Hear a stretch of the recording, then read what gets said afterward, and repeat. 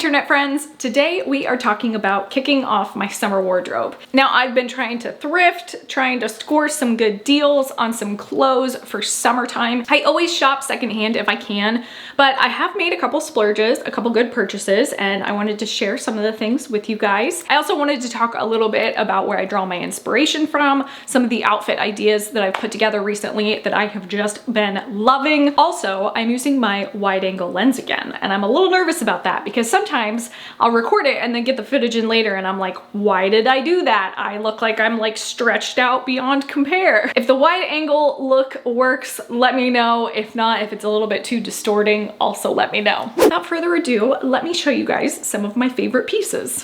Starting out, we got this Free People one shoulder top. I loved it so much that I actually got it in two styles. I got it in this kind of like sienna terracotta red color and then a light pink color. I love anything that sits one shoulder. I also love anything with a good puff on it. So this just like it solidified the purchase for me. It is a bodysuit and I just love how like form-fitting it fits. It weirdly almost has like a bathing suit feel to it. I had a couple sweaters that were one shoulder and kind of like off the shoulder that I wore like crazy all throughout wintertime.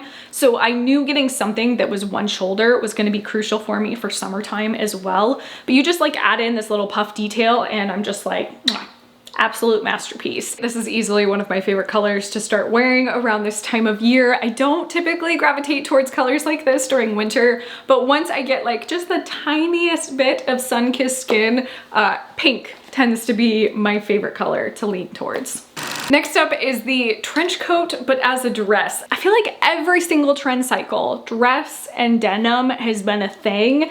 It is such a complicated trend though to replicate. I recently stumbled across this picture of Sienna Miller on Pinterest and I thought, that's it. That right there is the look. The early 2000s, there was definitely a rise in kind of the trench style dress and you don't see it as much anymore. So for me, I knew it was going to be an easy pickup at the thrift store. And lo and behold, I have found two trench style dresses in the last like 2 weeks, all because I specifically started to look for them. For me though, this felt like the perfect structure to try and create a look like that. I think the key though for something like this style is to leave it unzipped and unbuttoned. So I want to give it the look of a dress, but at the same time, the illusion of an actual trench coat. For me, I feel like this has been the perfect style hack of creating that dress on denim jeans look that I have such a hard time accomplishing. Maybe I overthink it. I don't know what the hang up is. I feel like it's two totally contrasting things and I have such a hard time with it. But this has finally been the look that I feel like I can get behind and is a little bit more classic and refined. And I feel a lot more confident walking out the door in a look or a style like this.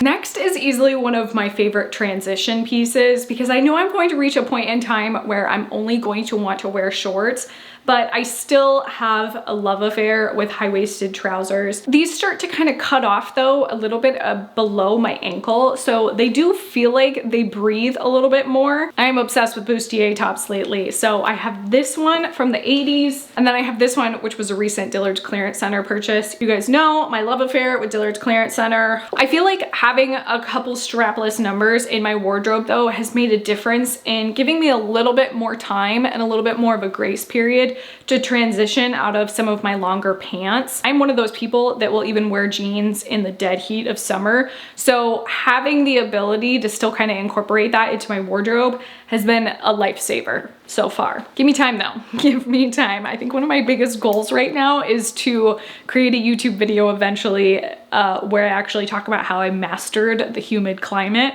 But obviously I have to go through that time period to really create a good YouTube video. So hopefully, eventually that will be in the works.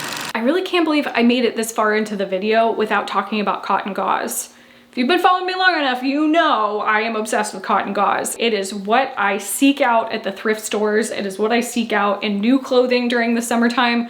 You name it, cotton gauze is I have a love affair with cotton gauze, okay? It breathes. I don't know why I'm wearing it like this. These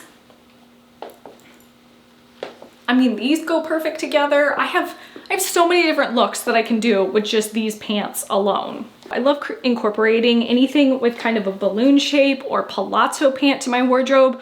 A lot of times that type of clothing will have such a rich look to it. So if you're a thrifter like myself, being in tune with what has a very rich look to it, a lot of times will be a style hack into creating and building your wardrobe at an inexpensive price, but also getting stuff that has that like rich, valuable look to it. And knowing that cotton gauze is a valuable piece and a quality piece and kind of stands the test of time is also just another like lifelong style hack that you can learn. I also recently filmed a reel where I wore these balloon pants and this lily silk vest, and I loved that look. I actually specifically had a pin that I had saved that I just was waiting for the right pieces to come into my life to recreate, and these pants, these balloon style pants, definitely felt like the exact moment that I could create that look.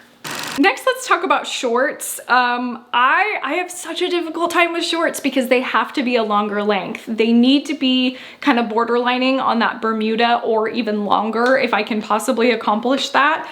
But I have these that I recently added to my collection because I stumbled on this pin of a Christian Dior runway show from the 90s, and I just loved the structure. It's an elevated kind of tennis style dress, and I just, oh, it reminds me of current day Miu Miu, and I just, oh man, I loved it. And so to find a pleated kind of skirt style outfit, I was like, oh man, I'm gonna do this look. As far as shoes go, I love my Steve Madden bedazzled shoes. Those have been a great wardrobe addition.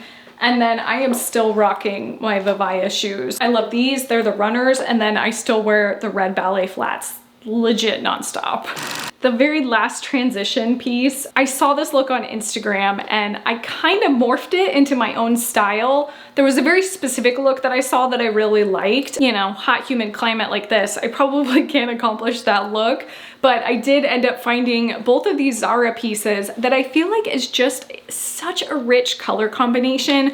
I love the kind of neutral beige tone and then a good crisp pop of white. I feel like this, to me, the length on the shorts are perfect, and just, oh man, this combination, it's a winner.